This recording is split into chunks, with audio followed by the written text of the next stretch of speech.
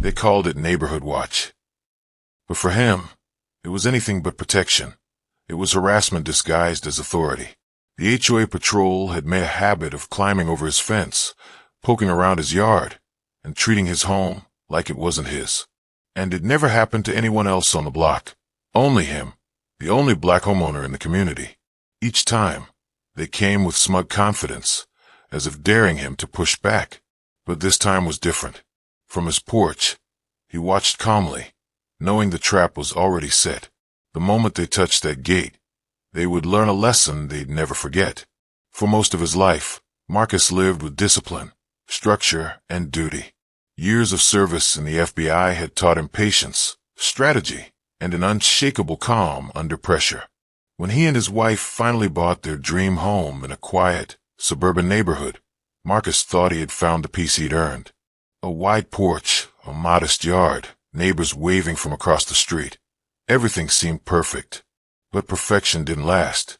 Almost immediately, Marcus noticed the stares, the whispered conversations when he mowed his lawn, the way cars slowed when he walked his dog at night, and then came the HOA inspections.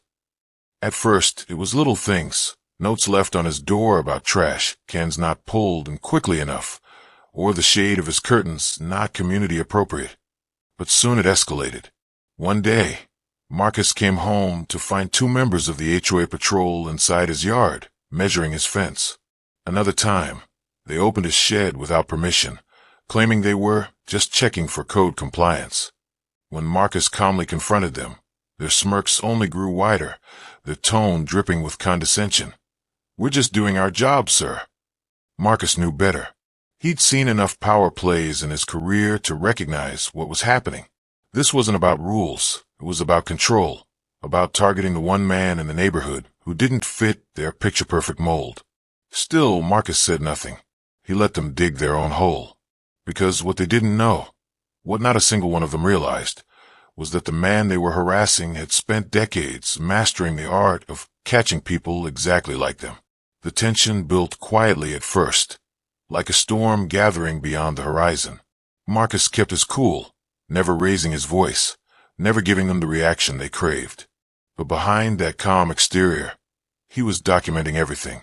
Photos of them stepping onto his property, dates, times, and transcripts of their thinly veiled threats. He even set up discreet security cameras, capturing every moment of their inspections. The HOA patrol grew bolder. They strutted across his lawn as if they owned it, sometimes in broad daylight, sometimes late at night. Once, Marcus caught one of them peering through his living room window, clipboard in hand, scribbling notes about the angle of his blinds.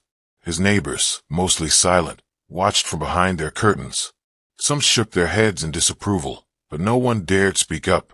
Then came the breaking point. One humid afternoon, Marcus sat on his porch swing, sipping iced tea, when he saw two of them approach.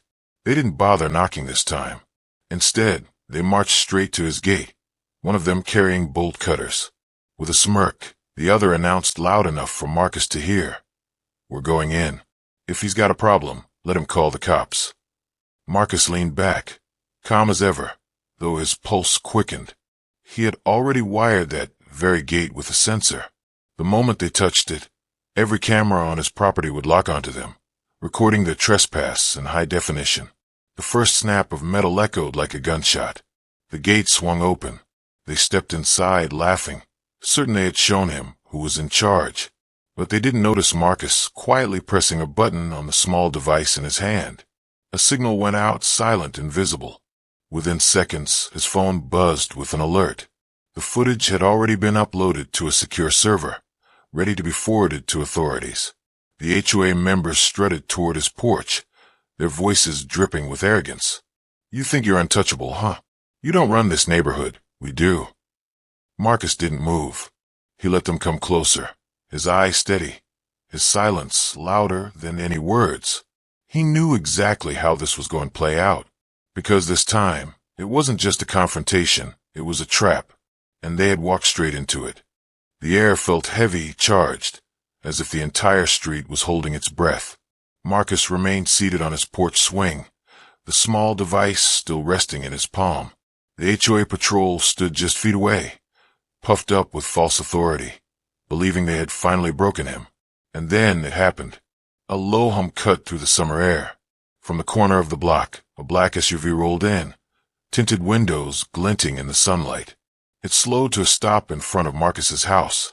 The HOA men froze, their smug expressions faltering. The doors opened. Out stepped two plainclothes agents, badges glinting against their belts. The atmosphere shifted instantly. Neighbors peered from behind blinds, phones lifted discreetly to record. The agents moved with precision, their presence commanding attention without a word. One of them approached the trespassers, calmly asking for identification. Their voices, once loud and mocking, now cracked as they stammered excuses. "We were just enforcing rules. He wasn't following guidelines." The agent cut them off, showing them the live footage Marcus had sent minutes earlier, video of them cutting his lock, entering without permission, threatening him on his own property. Their faces drained of color. The laughter was gone. For the first time, Marcus stood, slow, steady, his frame tall, his posture unyielding. He didn't need to raise his voice. His very presence commanded silence. The agents turned to him with respect. "Sir, we'll take it from here." The street was still, except for the faint buzz of cicadas. It felt like slow motion. The smirks erased, the arrogance dismantled, authority flipped on its head. The predators had been exposed, not by shouting, not by violence, but by patience, preparation, and truth. The aftermath was swift. The HOA patrol members were cited for trespassing and harassment, their reputations crumbling as neighbors whispered about what they'd just witnessed. Word spread quickly. Not only had they been caught breaking the law, they had tried to intimidate the wrong man. Marcus, the man they mocked and dismissed, wasn't just any homeowner. He was an FBI veteran with decades of experience dismantling lies, exposing corruption, and holding people accountable. And he had turned their own arrogance into the very evidence that destroyed them. In the days that followed, the neighborhood felt different. The same neighbors who had once watched in silence now approached Marcus with hesitant gratitude. Some apologized. Some admitted they had seen the harassment, but were too afraid to speak. Marcus didn't respond with anger. He simply nodded, his calm demeanor unchanged. Because for him, it had never been about revenge. It was about principle. The HOA's so-called watchdogs learned their lesson the hard way. And the community learned something too, that silence in the face of injustice is complicity. Marcus went back to his routine, porch swings, iced tea, the quiet life he had earned.